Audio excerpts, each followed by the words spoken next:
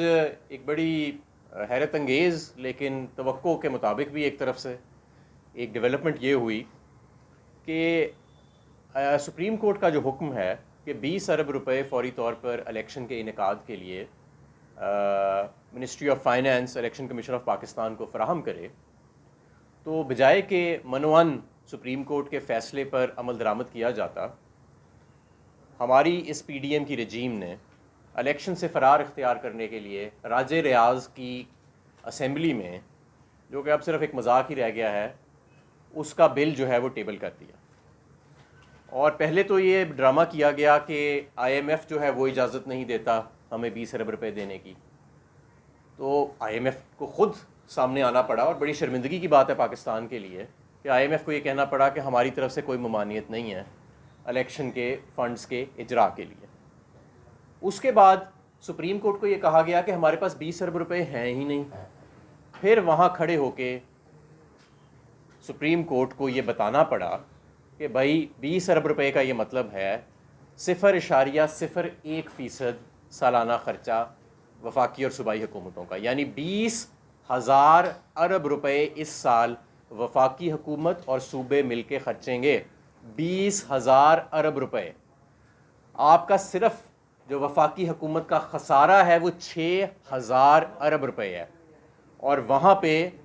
20 ارب روپے کا کہا گیا کہ ہمارے پاس موجود نہیں ہے۔ ذرا آپ اندازہ لگائیں ان کی ہٹ دھرمی کا اور ان کے الیکشن سے خوف کا۔ سپریم کورٹ کے چیمبر میں کہے لگے جب یہ بات ایڈیشنل سیکرٹری فائنانس نے کی۔ جو سیکرٹری فائنانس ہیں وہ ایک ذمہ دار آدمی ہیں، وہ اس دن بیمار ہو گئے تھے اور آج وہ کچھ دن کی چھٹی پہ چلے گئے ہیں، کیونکہ ان کو معلوم ہے کہ یہ ایک انتہائی مزاحیہ بات ہے اور جمہوریت اور آئین کو کی شکنی کے مترادف رکھتی ہے، تو انہوں نے یہ ذمہ داری اپنے کندھوں پر نہیں لی۔ تو 20,000 ارب روپے جس حکومت کا ریاست کا خرچہ ہے سال کا، وہ 20 ارب روپے دینے سے انکاری تھی۔ تو وہ جس طرح ہوتا تھا کہ بلی لگی ہوتی تھی چوہے کے پیچھے، اور چوہا کبھی ایک بل میں گھس جاتا تھا کبھی دوسرے اس میں، تو اسی طرح یہ پی ڈی ایم حکومت نے، کیونکہ اب آئی ایم ایف والا نہیں چلا اور یہ بھی نہیں چلا کہ 20 ارب روپے ہمارے پاس ہے نہیں، تو اب جو تیسرا ان کو وہ اپنا بل ملا ہے وہ راج ریاض کی پارلیمنٹ تھی کہ وہاں سے جا کے اس کو مسترد کرا لیتے ہیں اور پاکستان میں جمہوریت کو ہی منجمد کر دیتے ہیں۔ تو آئیں ذرا دیکھتے ہیں کہ پاکستان کا دستور اور پاکستان کا آئین اس معاملے میں کیا روشنی ڈالتا ہے۔ میں آپ کی توجہ دلانا چاہتا ہوں آرٹیکل 84 دستور پاکستان کی، جو سپلیمنٹری اور گرانٹس کے ایکسیس گرانٹس کے حوالے سے ایک قواعد و ضوابط جو ہیں وہ بیان کرتی ہے۔ مثال کے طور پہ اگر آپ انٹرسٹ ریٹ 1% بڑھا دیتے ہیں، 250 ارب روپیہ 300 ارب روپیہ حکومت پاکستان کا ایڈیشنل خرچ ہونا ہے، تو ظاہر ہے فوراً پارلیمنٹ کے پاس تو نہیں جایا جا سکتا وہ ایکسپینڈیچر لینے کے لیے۔ تو جنہوں نے دستور بنایا انہوں نے اس چیز کا بالکل اپنے سامنے رکھا۔ اور بڑے خرچے ہوتے ہیں، آپ روزمرہ میں بہت سارے ایسے خرچے ہوتے ہیں جو آپ نے بجٹ میں نہیں لیے ہوئے، تو ظاہر ہے ریاست کا کام رک تو نہیں نہ جاتا، جس طرح یہ کہہ رہے ہیں کہ جمہوریت ہی رک جائے گی، ایسے تو نہیں ہوتا۔ تو آرٹیکل 84 کیا کہتا ہے؟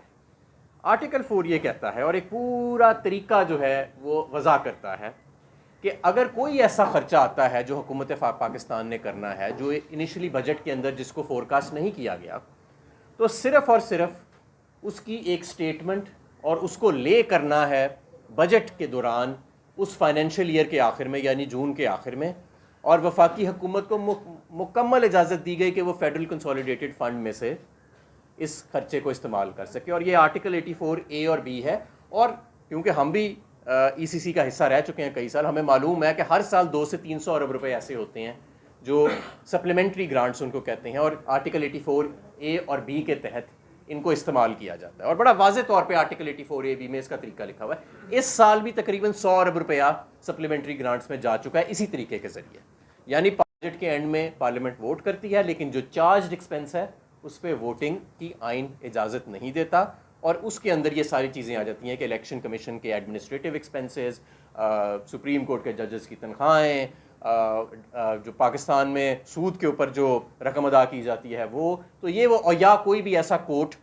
جس نے کوئی رقم مختص کی ہو کہ پاکستان نے ادا کرنی ہے، اس کو بھی چارج ایکسپینڈیچر کے اندر قرار دیا گیا ہے۔ اور میں ایک بار پھر آپ کو بتاؤں گا، کیونکہ یہ پاکستان میں پہلی مرتبہ ہو رہا ہے کہ سپریم کورٹ کے کسی جج نے پی سی او کا حلف نہیں اٹھایا ابھی،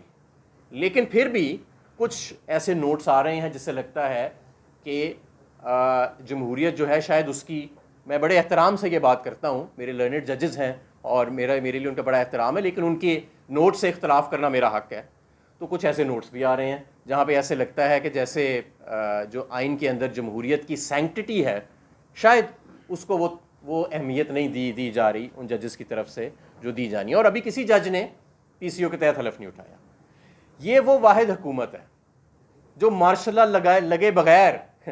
20 ارب روپے کا انکار کر کے راجہ ریاض کی پارلیمنٹ میں سے اس کو مسترد کرا کے اپنے اقتدار کو لامحدود کرنا چاہتی ہے اور جمہوریت کا تختہ الٹنا چاہتی ہے. تو انہی کے لیے یہ آرٹیکل 81D اور article 84A of the constitution جو ہے یہ بنایا گیا تھا، کیونکہ جو فریمرز تھے کانسٹیٹیوشن کے ان کو یہ معلوم تھا کہ ایک وقت آئے گا کہ جب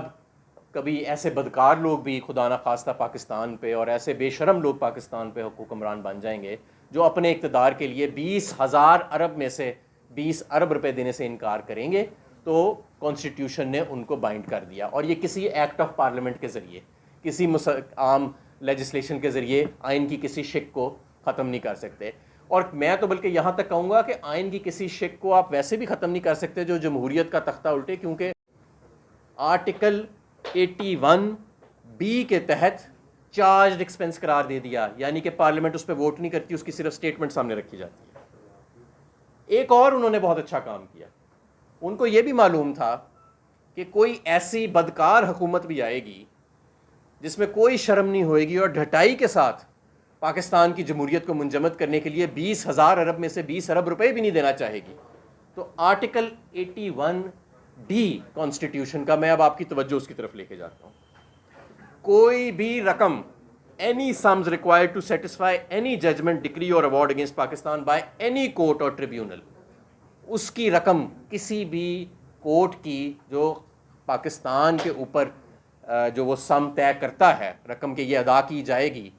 اس کی پارلیمنٹ میں ووٹنگ نہیں ہوتی اور اس کو فوری طور کے اوپر ادا کرنا ہوتا ہے، اور اس کو بھی چارجڈ ایکسپنس میں قرار دیا گیا.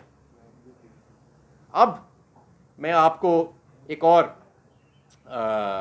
اس کے اوپر لے کے جاتا ہوں، ایک آفس میمورینڈم کے اوپر. جب ہماری حکومت تھی تو سپلیمنٹری گرانٹس کے حوالے سے بہت بحث ہوتی تھی کہ زیادہ ہونی چاہیے، کم ہونی چاہیے، اس کا کیا اس کا طریقہ کار کیا ہونا، اس کا پروسیجر کیا ہونا چاہیے.